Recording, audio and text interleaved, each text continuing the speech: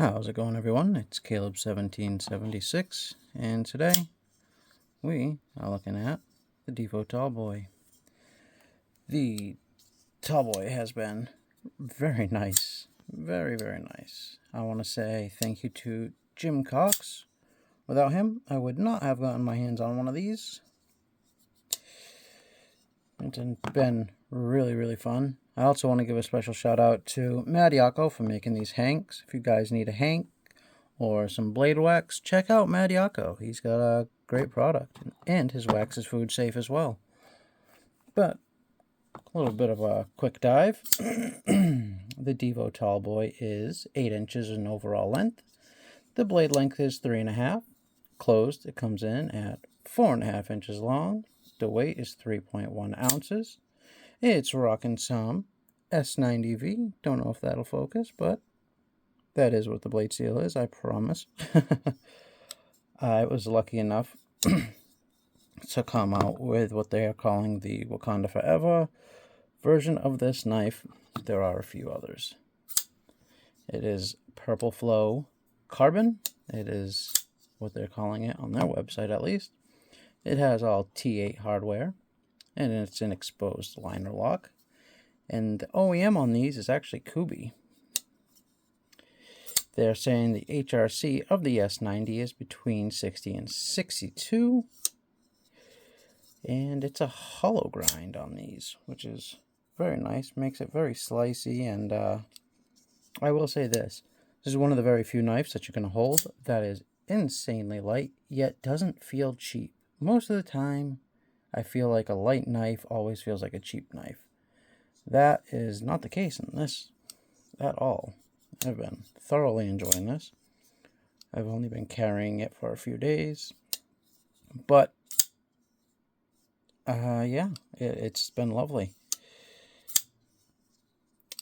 It's got titanium collars, a titanium clip, the studs, and the back spacer are all titanium. They call this a black washed blade, and it is very nice. I don't know, I am thoroughly enjoying this. Yeah, guys, I don't know what to say. This has been killer. I'm thoroughly enjoying this. I believe the MSRP on these came in at around $219, and it's $219 well spent. That's one thing I can definitely say. I love the fact that it has a set of studs. I've been thinking about taking them out just to see what it's like with just the hole there, that little like fuller hole,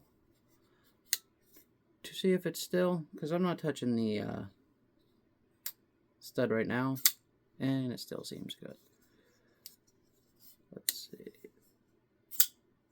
I don't think it would make much of a difference. It is a nice option. I like the fact that they do put it there. But yeah, the guys over at Divo, the guys over at Kubi killed this. I love the back spacer and the clip. I believe they make hardware kits for these. I think they're like $135. And I've been looking into them because I like the black. You know, it looks good. But I think if I could get something very close to that purple, I'd do it. I'd definitely do it in a heartbeat. Unless I can find another company that makes a clip and see how close I can get with just anodizing it. My power supply has not been acting right lately. I don't know why. But what is purple? I don't know how many volts it is right off the top of my head how to get purple, but it is possible, and I love purple, so. Man, it's I don't know, it's worth taking a look at. I'll say that. That and the pivot would be really cool. Pivot collar and like a purple close to the purple in the carbon fiber. I think that'd look real spiffy. But yeah, for a knife that hasn't been used all that much, or even open and closed, it is insanely smooth. And I like that. And I do like the locking mechanism. the way they did that is, it's sweet. It really is. This being the only Divo I've had in hand, I definitely want to take more of a look at what they have to offer, because I really like this. I know they have a couple budget versions of their knives. What was it, the Divo Pony Stout, I believe? I would like to take a look at that. But yeah, this is, and it's a perfect size knife. It's not obnoxiously big. I can pretty much get a full grip and have a tiny little bit sticking out, which doesn't happen with many knives for me. So I like that, especially for a little pocket guy. I like that. It's got some good jimping too, and it doesn't have jimping in one spot. It does have jimping in 2 spots. Let's see if we can get this camera to focus at all, because it doesn't seem to want to today. There we go. And right there. I like the fact that they use T8 hardware all the way around. Let's see if we can focus on those. Bam. It is a reversible clip, of course.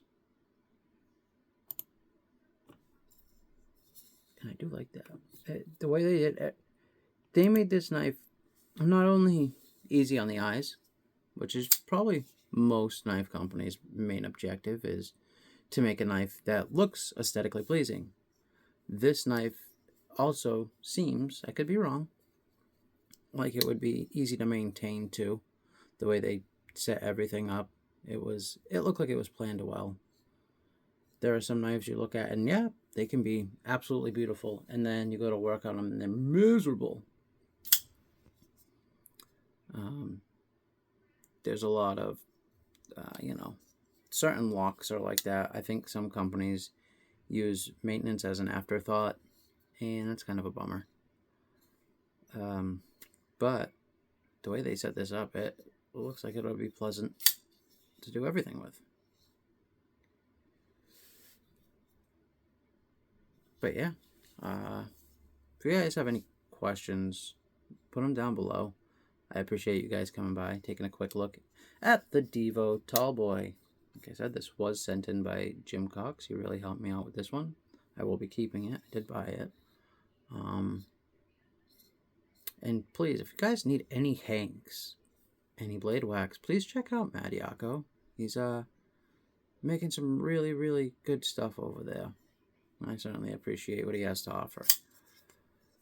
But yeah, thanks for checking everything out. Questions, comments, leave them down below. Please give this video a thumbs up and share it so anybody that you know can see it. Thanks a lot, guys. You have a great day.